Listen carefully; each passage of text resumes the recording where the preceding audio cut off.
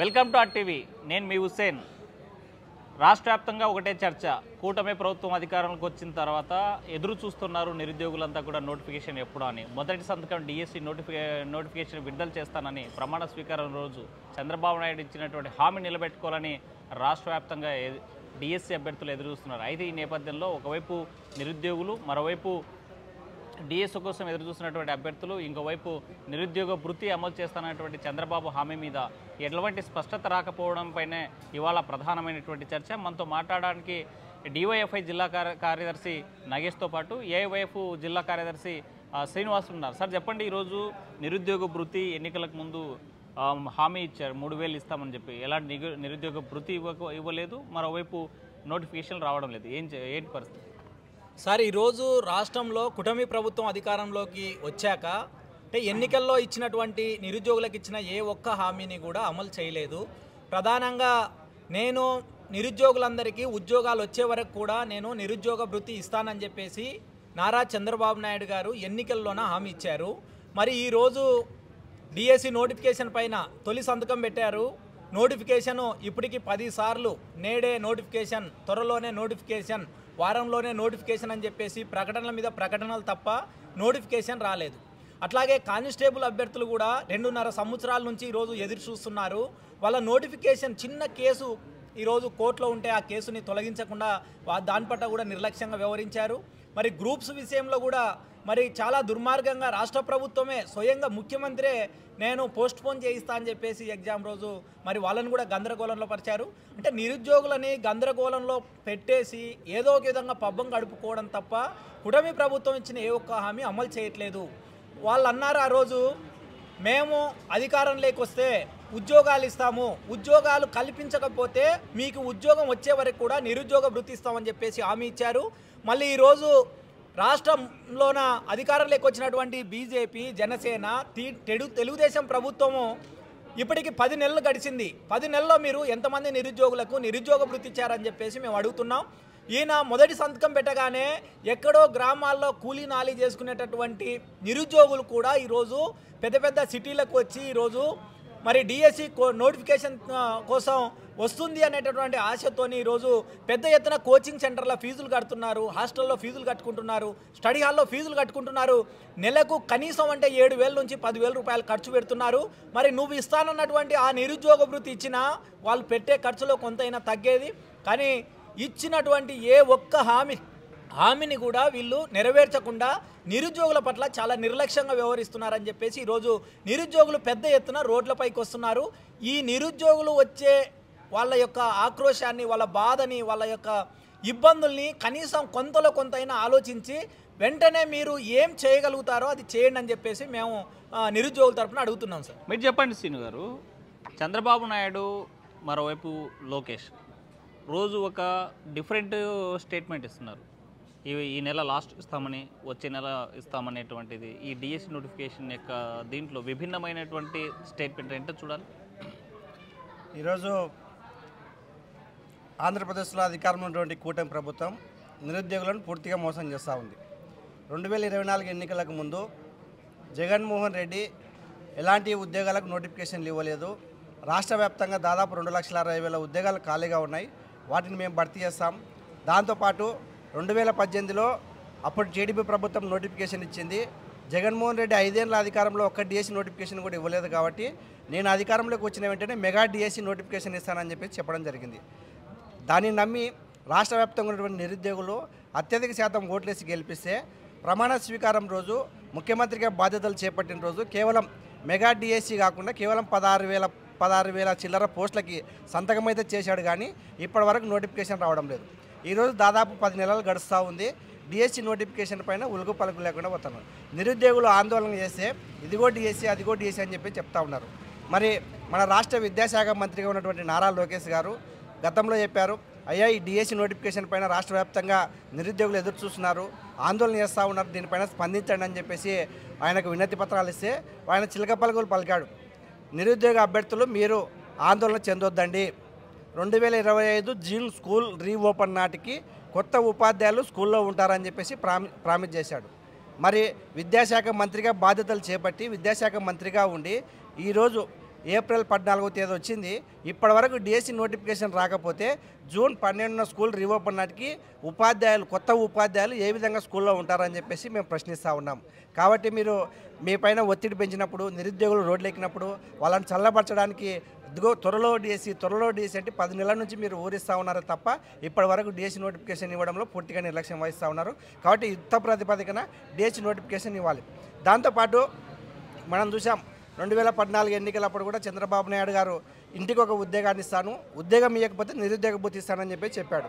2014 ఎన్నికల్లో బాబు వస్తే జాబ్ వస్తుందని అనుకో బహుశా 2014 నుంచి 2019 సంవత్సరంలో ఎన్నికలు సమీపిస్తున్న తరుణంలో కేవలం 4 నెలలు మాత్రమే 2000 లెక్క నిరుద్యోగ భృతి ఇచ్చాడు. ఇప్పుడు కూడా నేను నోటిఫికేషన్లు ఇవ్వకపోతే కంపల్సరీగా నిరుద్యోగ భృతి ఇస్తానని చెప్తా ఉన్నాడు. డిఎస్సి నోటిఫికేషన్ లేట్ అవుతుందని చెప్పి రాష్ట్ర ప్రభుత్వానికి ఒక అవగాహన ఉంటుంది. ఈరోజు రాష్ట్ర వ్యాప్తంగా ముఖ్యమంత్రి గారి మీద నమ్మకంతో చాలామంది పేద మధ్యతరగతి ప్రజలు డిఎస్సి పైన గత ప్రభుత్వంలో ఆశలు వదులుకున్నటువంటి వాళ్ళు ప్రభుత్వం మారింది, డిఎస్సి నోటిఫికేషన్ వస్తుందేమో, మా రాతలు మారుతాయని చెప్పేసి పట్టణాలకు వచ్చి కోచింగ్ సెంటర్లో చిన్న రూముల్లో మగ్గుతూ ఉంటే డిఎస్సి నోటిఫికేషన్ ఇవ్వడం లేదు. సరే, డిఎస్సి నోటిఫికేషన్ లేట్ అయినప్పుడు లేదంటే మిగతా పోస్టులకు లేట్ అయినప్పుడు కనీసం నిరుద్యోగ భృతి అయినా వెంటనే అమలు చేయండి. ఈరోజు మన రాష్ట్ర ఆర్థిక శాఖ మంత్రి గారు ఎంతో గొప్పలు చెప్పుకుంటూ మేము బడ్జెట్ను ఇన్ని లక్షలు ప్రవేశపెట్టామని చెప్తా ఉన్నారు. మరి నిరుద్యోగ భృతి కోసం మీరు హామీ ఇచ్చారు కదా సూపర్ సిక్స్ హామీల్లో భాగంగా, మరి నిరుద్యోగ భృతికి ఎంత నిధులు కేటాయించారని చెప్పేసి నిరుద్యోగుల పక్షాన మేము క్వశ్చన్ చేస్తూ ఉన్నాం. కాబట్టి డిఎస్సి నోటిఫికేషన్ లేట్ అయ్యేది ఉన్నా వెంటనే మీరు నిరుద్యోగ భృతిని అమలు చేయాలి. ఎందుకంటే చాలామంది నిరుద్యోగులు పట్టణాలకు వచ్చి వాళ్ళు చాలని జీతాలతో డిఎస్సి కోచింగ్ల చుట్టూ తిరుగుతూ ఉన్నారు. కాబట్టి మీరు నిరుద్యోగ భృతి అయినా వెంటనే అమలు చేయండి, లేని పక్షంలో యుద్ధ ప్రాతిపదికన డిఎస్సి నోటిఫికేషన్ అయినా విడుదల చేయండి అని చెప్పేసి నిరుద్యోగుల పక్షాన కోరుతా ఉన్నాం. నాగేష్ గారు, మీరు చెప్పండి. ఆల్రెడీ ప్రభుత్వం అధికారులకు వచ్చి 10 నెలలు పూర్తవుతుంది. అదే సందర్భంలోనే ఇప్పటి వరకు ఉన్నటువంటి బీఎడ్ వాళ్ళు కానీ, ఎస్జిటికి సంబంధించి టీటీసీ సంబంధించి చేస్తున్నటువంటి వాళ్ళు కానీ, పండిట్ సంబంధించినటువంటి ట్రైనర్స్ కూడా బయటకు వచ్చేటువంటి సమయం ఆసనమైంది. ఈ నేపథ్యంలో టెట్ నిర్వహించి డిఎస్సి పెట్టాల్సినటువంటి అవసరం ఉంది. మరి టెట్ నోటిఫికేషన్ ఇచ్చి డిఎస్సి ఇస్తారా, డిఎస్సి ఇచ్చి టెట్ నోటిఫికేషన్ ఇస్తారా? అసలు ఏంటి ఈ కన్ఫ్యూజన్? సార్, రాష్ట్రంలో ప్రధానంగా నిరుద్యోగుల మధ్యనే ఐక్యత లేకోకుండా ఉద్దేశపూర్వకంగా వాళ్ళ మధ్య ఒక ఘర్షణ వాతావరణం సృష్టించడానికి కూడా కూటమి ప్రభుత్వం కుట్ర చేస్తుంది. ఎందుకోసం అంటే సంవత్సరానికి 2 సార్లు టెట్ నిర్వహించాలా? మరి నువ్వు ఇప్పుడు 10 నెలలు గడిచిపోయింది, డిఎస్సి నోటిఫికేషన్ విడుదల చేయలేదు. డిఎస్సి తొలి సంతకం పెట్టినప్పుడే విద్యా ప్రతిపాదికన అప్పుడు 90 రోజులు కూడా టైం లేదురా బాబు, కొంచెం పెంచు అంటే కూడా లేదు అని చెప్పేసి టెట్ మాత్రం ఎగ్జామ్ పెట్టావు. మళ్ళీ అదే ఏదైతే నువ్వు అప్పుడు ఏ స్పిరిట్తో అయితే నువ్వు ఆ రోజు తీసుకున్నావో అదే స్పిరిట్తోని డిఎస్సి నోటిఫికేషన్ ఇచ్చింటే ఈరోజు మరి టెట్ కానీ బీఈడి కానీ అయిపోయినటువంటి అభ్యర్థులకు డిఎస్సి అభ్యర్థులకు మధ్య అట్లాంటి పరిస్థితి వచ్చేది కాదు కదా. కాబట్టి ఇప్పుడు రాష్ట్ర ప్రభుత్వం ఏం చెప్తుంది, మళ్ళీ మేము 117 జీవో రద్దు చేశాము అంటే 117 జీవో రద్దు చేశావు. మరి నారా లోకేష్కి కానీ, చంద్రబాబు నాయుడుకి కానీ, పవన్ కళ్యాణ్కి కానీ మరి కేంద్ర ప్రభుత్వం తీసుకొచ్చినటువంటి ఎన్ఈపీ 2020లో భాగంగానే 117 జీవో గత ప్రభుత్వం తీసుకొచ్చింది. మరి ఇప్పుడు నువ్వు 117 జీవో తీసేస్తే అన్ని ప్రాథమిక పాఠశాలలు ఏవి కూడా రద్దు కాకుండా ఉంటాయని చెప్పేసి ఏమైనా రాసిస్తావా అంటే అట్లాంటి పరిస్థితి ఏం లేదు. ఈయన కూడా మళ్ళీ పేరు మాత్రమే మారుస్తున్నాడు. మళ్ళీ ఆదర్శ పాఠశాలని ఒక పేరు మార్చడం తప్పితే 117 జీవో అనేది యాజ్ ఇట్ ఈస్గా అప్లికేబుల్ అవుతుంది. దాన్ని ఇంప్లిమెంట్ చేయడం కోసమే ఈరోజు ఇట్లాంటి కథలు డ్రామాలన్నీ కూడా ఆడుతుంది రాష్ట్ర ప్రభుత్వం అని చెప్పేసి మేము అనుకుంటున్నాం. కాబట్టి టెట్ పేరుతోని లేదా ఈరోజు డిఎస్సి అభ్యర్థులకు లేదా టెట్ కావాలని మళ్ళీ ఇప్పుడు కొత్తగా బీఈడి డైట్ అయిపోయే వాళ్ళ మధ్యన ఘర్షణ పెట్టడం అనేది రాష్ట్ర ప్రభుత్వం సరైనటువంటి పద్ధతి కాదు. టెట్ పెట్టాలి దాని ప్రొసీజర్ ప్రకారం, కానీ డిఎస్సి మాత్రం వెంటనే విడుదల చేయాలని చెప్పేసి మేము కోరుతున్నాం. అంటే 117 జీవో ఏం చెప్తుంది అసలు? 117 జీవో ఏం చెప్తుంది అంటే ఈరోజు రేషనలైజేషన్ కావాలి స్కూల్స్ అంటుంది. అంటే 5 కిలోమీటర్ల పరిధిలో ఉన్నటువంటి స్కూల్స్ అన్నిటిని కూడా కాంప్లెక్స్ స్కూల్ పేరుతోని ఏర్పాటు చేయాలని చెప్పేసి 117 జీవోలో చెప్పారు. అట్లా 5 కిలోమీటర్ల పరిధిలో ఇప్పటికీ చాలా గ్రామాల్లోన లేదా పట్టణాల్లో ఉన్నటువంటి స్లమ్ ఏరియాల్లోన చాలా స్కూల్స్ ప్రాథమిక పాఠశాలలు ఉన్నాయి. ఆ ప్రాథమిక పాఠశాలలన్నీ మూతబడిపోయి మరి 1-2 తరగతులు అంగన్వాడీల్లోకి వెళ్ళిపోవాలి. 2-3 నుంచి మరి పైన ఉన్నటువంటి క్లాసులన్నీ కూడా ఒక చోటికి చేరాలని చెప్పేసి 117 జీవో చెప్తుంది. దాన్ని అది ప్రమాదకరం. అది కనుక ఉంటే 35,000 ప్రాథమిక పాఠశాలలు మూతపడతాయని చెప్పేసి చంద్రబాబు నాయుడు నారా లోకేషే చెప్పాడు. మా ప్రభుత్వం వస్తే రద్దు చేస్తుందని చెప్పాడు. మళ్ళీ ఇప్పుడు ఏం చెప్తున్నాడు?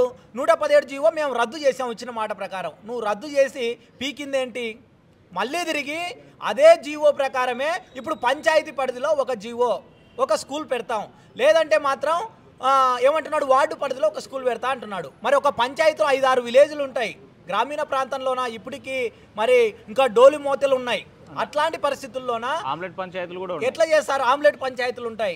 5-6 గ్రామాలు కలిస్తే ఒక పంచాయతీ ఉన్నప్పుడు మరి వాళ్ళు 5 గ్రామాల్లో ఉండే పిల్లలలో ఒక రోజుకి ఒక చోట వచ్చి చదువుకోవాలి అంటే నువ్వు తీసుకొచ్చిన జీవోకి 117 జీవోకి ఏం వ్యత్యాసం ఉంది? ఎలిమెంటరీ సెక్షన్లో 1వ తరగతి చదివే విద్యార్థి అయినా సరే ఒక స్కూల్ పంచాయతీ ఎక్కడైతుందో ఆ గ్రామ పరిధిలోకి అక్కడికి ఆ స్కూల్ పరిధిలోకి వెళ్ళి చదువుకోవాల్సిందేనా?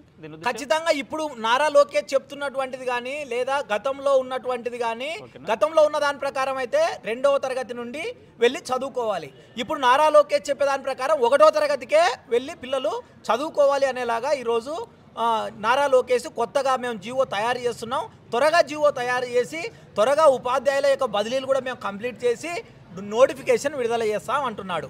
ఒకవైపు ఏమో మళ్ళీ జూన్ లోపే కొత్త ఉపాధ్యాయులు వస్తారు. మరి 10 రోజులలో పెడతావా, నువ్వు నెలలో పెడతావా, లేక మరి నారా లోకేష్ కానీ చంద్రబాబు నాయుడు కానీ లేదా ఊగి ఊగి ఊగి ప్రజలందరినీ రెచ్చగొట్టినటువంటి పవన్ కళ్యాణ్ కానీ కనీసం సిగ్గు శరమ ఏదైనా ఉంటే నిరుద్యోగులకు ఇచ్చినటువంటి హామీని నెరవేర్చండి అని చెప్పేసి మేము డివైఎఫ్ఐగా డిమాండ్ చేస్తున్నాం. అంటే ఇప్పుడు లోకేష్ చెప్తున్నట్లు జూన్లోనే అంటే విద్యా సంవత్సరం ప్రారంభంలోనే టీచర్లు భర్తీ చేసే స్కోప్ ఉందా? ఆ రకంగా నోటిఫికేషన్ ఇచ్చేటువంటి సమయం ఉందా ఇప్పుడు? సార్ కనీసం ఏదైనా నోటిఫికేషన్ ఇస్తే కనీసం 50 రోజులు దానికి సమయం ఉండాలని చెప్పేసి మన ప్రొసీజర్ ఉంది. దరఖాస్తు చేసుకోవడానికి సమయం ఇవ్వాలి.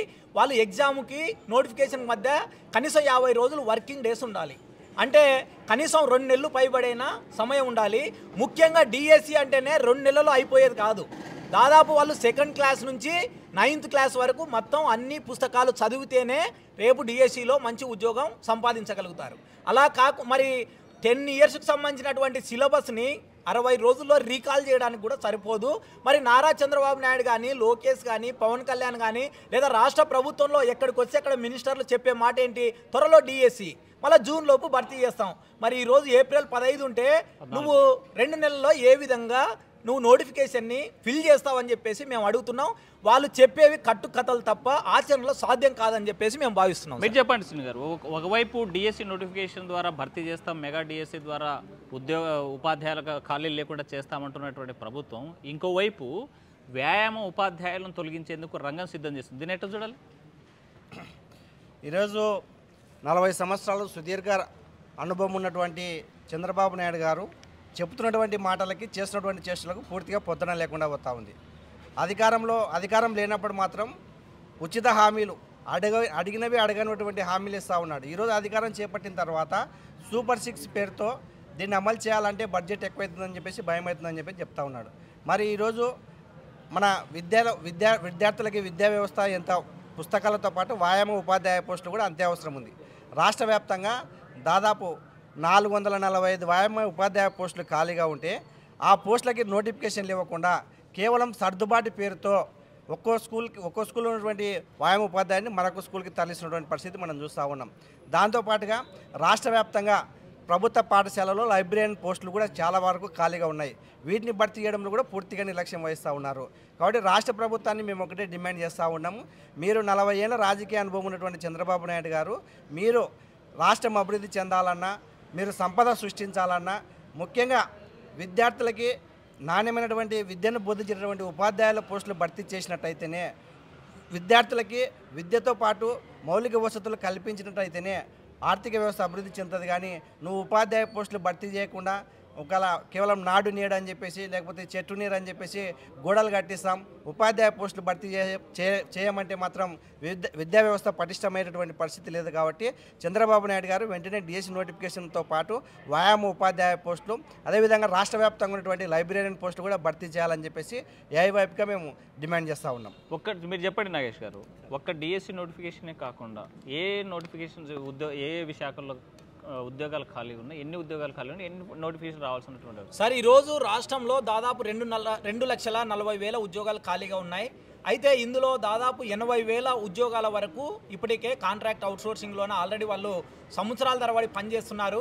ఆల్రెడీ వాళ్ళు 10-15 సంవత్సరాల నుంచి పనిచేస్తున్నారు కాబట్టి వాళ్ళని రెగ్యులర్ చేయాలని చెప్పేసి వాళ్ళు కూడా డిమాండ్ చేస్తూ అనేక సంవత్సరాలుగా వాళ్ళు దానికోసమే పనిచేస్తూ ఉన్నారు. కాబట్టి అవి భర్తీ చేసినా సరే ఇప్పటికీ కనీసం అంటే ఇంకా 1,80,000 ఉద్యోగాలు ఈ రాష్ట్రంలో ఫుల్గా అన్ని వేకెన్సీస్ ఉన్నాయి. ప్రధానంగా ఇప్పుడు డిఎస్సి కానీ కానిస్టేబుల్ కానీ లేదా గ్రూప్ 2 ఉద్యోగాలు కానీ ఇవి కాకుండా మొత్తం రాష్ట్రంలో ఉన్నటువంటి మరి అన్ని యూనివర్సిటీల్లోన 5,600 పోస్టులు ఈరోజు ఖాళీగా ఉన్నాయని చెప్పేసి మరి శాసన మండలిలోనే ప్రకటించారు. ఇవే కాదు ఇంజనీర్సు మనం ఏ శాఖకి వెళ్ళినా కూడా ఈరోజు ఇంజనీర్స్ కరువు అయిపోయారు. ఏఈ పోస్టుల భర్తీ కూడా ఏం జరగలేదు. కాబట్టి రాష్ట్రంలో ఇంకా లైబ్రేరియన్ పోస్టులు కానీ ఇట్లా మనం అన్నీ వెతుక్కుంటూ వెళ్తే మాత్రం దాదాపుగా 1,70,000 నుంచి 1,80,000 పోస్టులు ఖాళీగా ఉన్నాయి. వీటన్నిటికీ జనవరిలోనే నోటిఫికేషన్ మేము జాబ్ క్యాలెండర్ విడుదల చేస్తామని చెప్పేసి ప్రకటించారు. కానీ జనవరి తర్వాత ఒక్కరోజు ఏపీపీఎస్పీ కూర్చొని ఏం ప్రకటించారు? అన్నీ కలిపితే కూడా మొత్తం 200 పోస్టులకు కూడా వీళ్ళు మరి అవి విడుదల చేస్తామని ప్రకటించలేదు. అంటే రోజు చంద్రబాబు నాయుడు కానీ నారా లోకేష్ కానీ పవన్ కళ్యాణ్ కానీ ఏం అనుకున్నారు అంటే మీడియాలో మెజార్టీ మీడియాని తాము చెప్పింది రాసేలాగా తాము చెప్పిందే చూపించేలాగా చేసుకున్నారు. ఇందులో మనం ఏ రోజు చూసినా ప్రధానమైన పత్రికల్లో లక్షల ఉద్యోగాలు వస్తున్నాయి, లక్షల కోట్ల పెట్టుబడులు మేము రాష్ట్రానికి తీసుకొచ్చామని చెప్పి కథనాలు రాయించి 2049కి నేను అందరినీ సంపన్నుల్ని చేస్తాను, ఇంటికి ఒక వ్యాపారవేత్తను తయారు చేస్తాను అంటున్నాడు. ఇంటికి ఒక వ్యాపారవేత్తను నువ్వు చేస్తావా లేదా మాకు అవసరం లేదు స్వామి.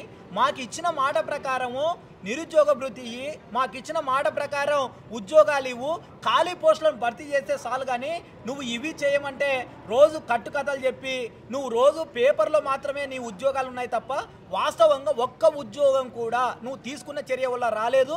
నువ్వు తీసుకున్న చర్య వల్ల ఏదైనా వచ్చింది అంటే ఈ రాష్ట్రంలో 1,50,000 ఎకరాలు బడా కార్పొరేట్ వ్యాపారవేత్తలకు దక్కాయి తప్ప ప్రజలకి కానీ నిరుద్యోగులకు కానీ నువ్వు తీసుకున్న నిర్ణయం వల్ల ఏమాత్రం ప్రయోజనం లేదు అని చెప్పేసి మేము తెలియజేస్తున్నాం. అయితే మనతో మాట్లాడడానికి మరికొంతమంది నిరుద్యోగులు కూడా ఉన్నారు. అసలు డిఎస్సి నోటిఫికేషన్ రాక ఉద్యోగాల భర్తీ కాక పెద్ద ఎత్తున కూడా రోడ్డున పడినటువంటి పరిస్థితి ఉంది. మరోవైపు కోచింగ్ సెంటర్లు మగ్గుతున్నటువంటి యువజనులు కూడా ఉన్నారు. సార్ చెప్పండి, రాష్ట్రంలో నిరుద్యోగుల పరిస్థితి ఎలా ఉంది? చాలా నిరుద్యోగుల పరిస్థితి అయితే చాలా దారుణంగా ఉంది. ఎందుకంటే నోటిఫికేషన్లో పోయిన ప్రభుత్వంలో జగన్ సార్ ఒక 6,000 పోస్టులు వదిలాడు, డిఎస్సి ఇస్తానని చెప్పాడు. దాన్ని మేము ఇంప్లిమెంటేషన్ చేస్తాము కూటమి ప్రభుత్వం అని చెప్పింది. కానీ వాళ్ళు ఈ డిఎస్సి నోటిఫికేషన్ ఫిల్ చేయడానికి అంతకన్నా ముందు కూటమి ప్రభుత్వము డిఎస్సి నోటిఫికేషన్ ఇస్తాము, నిరుద్యోగ భృతి ఇస్తాము, ఎంప్లాయ్మెంట్ కల్పిస్తాము, సంపద సృష్టిస్తాము, రాష్ట్రాన్ని డెవలప్ చేస్తామని చెప్పి గవర్నమెంట్ని ఫామ్ చేశారు. కానీ వాళ్ళు ఇవన్నీ మర్చిపోయి ఒక జగన్ గారి పైన ఒక రివెంజ్ తీర్చుకోవడానికే ఉన్నారు. ఈ నారా చంద్రబాబు నాయుడు గారు కానీ పవన్ కళ్యాణ్ గారు కానీ నారా లోకేష్ గారు కానీ నిమిషంలో గడియలో అసెంబ్లీలో కానీ ఎక్కడ చూసినా జగన్ మీదనే రివెంజ్ తీసుకునే పనిలో ఉన్నారు. కానీ ఈ నిరుద్యోగ భృతి కానీ లేదంటే స్టూడెంట్స్కి ఏదైనా మంచి చేద్దాం, స్టేట్ని డెవలప్మెంట్ చేద్దామని చెప్పి ఏ కోణంలో లేదు. ఇంకో విషయం ఏంటంటే ఈ డిఎస్సి నోటిఫికేషన్ అని చెప్పి ఫస్ట్ సంతకం చేశారు పెద్ద ఆయన చంద్రబాబు నాయుడు గారు, నేను చేస్తానని చెప్పి. జగన్ గారు బటన్లు నొక్కుతారు, ముసలాయం నొక్కుతుంది, అది అని చెప్పినారు. కానీ ఇతను ఫస్ట్ సంతకం చేసినాడు కానీ దాన్ని గాలికి వదిలేసి ఏదేదో చేస్తూ ఉన్నాడు. కానీ ఇది మంచిది కాదు. ఇంకో విధంగా చెప్పాలంటే తెలంగాణ ప్రభుత్వంలో ఉన్నటువంటి ప్రభుత్వం వచ్చింది, డిఎస్సి నోటిఫికేషన్ వదిలారు, జాబ్స్ అన్నీ ఫిల్ చేశారు, 1 year అయిపోయింది వాళ్ళకి ఎక్స్పీరియన్స్ వచ్చి. కానీ ఏపీలో మాత్రము చాలా దారుణమైన పరిస్థితి అయిపోయింది. డిఎస్సి అంటారు, వదులుతారు. ఇంకో విధంగా చెప్పాలంటే డిఎస్సి వాళ్ళతో ఈ ప్రభుత్వము కుమ్మొక్క అయిందేమో అని అనుకుంటున్నాం. ఎందుకంటే వాళ్ళు డబ్బులు ఇస్తారంట, అది ఇది అని చెప్పి ఆయన రేవంత్ రెడ్డి గారు చెప్పారు. అభ్యర్థులతోనా లేకపోతే కోచింగ్ సెంటర్లతోనా? కోచింగ్ సెంటర్ల వాళ్ళతో ఏమన్నా టైఅప్ అయ్యారేమో వీళ్ళు అని అని ఊహాగానాలు వస్తున్నాయి. ఎందుకంటే నోటిఫికేషన్ వదిలిన తర్వాత దాన్ని కంప్లీట్ చేసేస్తే ఇట్లా అభ్యర్థులు కానీ చదువుకున్న వాళ్ళ నిరుద్యోగులు కూడా కొంచెం హ్యాపీగా ఫీల్ అవుతారు. కానీ వీళ్ళు ఏమంటే 2 నెలల్లో అన్నారు, మళ్ళీ ఇప్పుడు June 1st కల్లా అన్నారు. ఏముందంటే ఇప్పుడు April 15th, జస్ట్ ఒక 40-45 డేస్లో ఏం నోటిఫికేషన్ కంప్లీట్ చేస్తారని చేయలేరు. కాబట్టి చాలా దారుణమైన పరిస్థితి, ఏం డెవలప్ చేయలేరు. వీళ్ళ వల్ల కాదని మా ఎక్స్పెక్టేషన్. రైట్, మనతో మాట్లాడక మరి కొంతమంది నిరుద్యోగులు చెప్పండి సార్. ఈరోజు నిరుద్యోగ భృతి ఇస్తానని ఎన్నికల ముందు హామీ ఇచ్చాడు. నిరుద్యోగ భృతి ఇస్తున్నారా? అది అమలు అవుతుంది రాష్ట్రంలో? సార్ ఇంతవరకే 2024లో అంటే 10 నెలలు అయింది ఇంతవరకు అధికారంలోకి వచ్చి. రాష్ట్ర ముఖ్యమంత్రి వర్యులు మరియు డిప్యూటీ సీఎం గారు పవన్ కళ్యాణ్ గారు మరియు విద్యాశాఖ మంత్రి లోకేష్ గారు ఇంతవరకు ఎటువంటి నిరుద్యోగ భృతి లేదు, మరి డిఎస్సి సంబంధించిన నోటిఫికేషన్ లేదు. ఒక పక్కన నిరుద్యోగులకు ఎట్లా అయిందంటే నిరుద్యోగ భృతి వస్తే కనీసం టౌన్లో ఉండి వారు కనీసం అవసరాలకు ఏదైనా ఉపయోగపడుతుంది అన్నీ ఉంటుంది. ఎన్ని రోజులని తల్లిదండ్రుల మీద ఆధారపడి బతకాల్సిన అవసరం ఉంది. కాబట్టి నేను చెప్పేది ఏంటంటే రాష్ట్ర ముఖ్యమంత్రి వర్యులకు మరి లోకేష్ గారికి విద్యాశాఖ మంత్రికి దయచేసి నిరుద్యోగులను మీరు ఆటలాడుకోవద్దండి. ఎందుకంటే కోరి ఏరు తెచ్చుకున్నటువంటి నిరుద్యోగులు మిమ్మల్ని మీరు వారి జీవితాలతో ఆడుకుంటున్నారు. కాబట్టి రేపు పొద్దున మీకు హెచ్చరించడం ఏంటంటే దయచేసి నోటిఫికేషన్ తొందరగా వదలాలి. వదిలితే వారి జీవితాలు బాగుపడతాయి. అంటే సూటిగా చెప్పండి, నోటిఫికేషన్స్ కావాలా, నిరుద్యోగ భృతి అమలు కావాలా? సార్ నిరుద్యోగ భృతి అవసరం లేదు, వాళ్ళు ఇచ్చే నిరుద్యోగ భృతి అవసరం లేదు. మాకు మా జీవితాలు స్థిరంగా ఉండాలంటే దయచేసి నోటిఫికేషన్ విడుదల చేయాలి. రైట్, మొత్తంగా చూసుకుంటే నిరుద్యోగులంతా కూడా ఒకటే కోరుతున్నారు, తక్షణమే నోటిఫికేషన్స్ విడుదల చేయండి. నిరుద్యోగ భృతి మాకు ఇవ్వాల్సినటువంటి అవసరం లేదు. ఉద్యోగాలు నోటిఫికేషన్ ఇస్తే మా టాలెంట్ నిరూపించుకుంటాము. పెద్ద ఎత్తున మేము ప్రిపరేషన్ అయ్యాము. ఉద్యోగాల భర్తీకి నోటిఫికేషన్స్ ఇస్తే మా జీవితాలు మారేటువంటి అవకాశం ఉంది. కేవలం కళ్ళబొల్లి మాటలతో మా జీవితాలని నాశనం చేయొద్దు, మమ్మల్ని మభ్యపెట్టొద్దని నిరుద్యోగ సంఘాలతో యువజన సంఘాలతో పాటు నిరుద్యోగులుగా చెప్పేటువంటి పరిస్థితి. ఇది వాటి డిస్కషన్. మరో డిస్కషన్తో మళ్ళీ కలుద్దాం. మరిన్ని వీడియోస్ కోసం ఛానల్ ని సబ్స్క్రైబ్ చేయండి. లేటెస్ట్ అప్డేట్స్ కోసం వాట్సాప్ ఛానల్ ని ఫాలో అవ్వండి. అండ్ లింక్ డిస్క్రిప్షన్ లో ఉంది.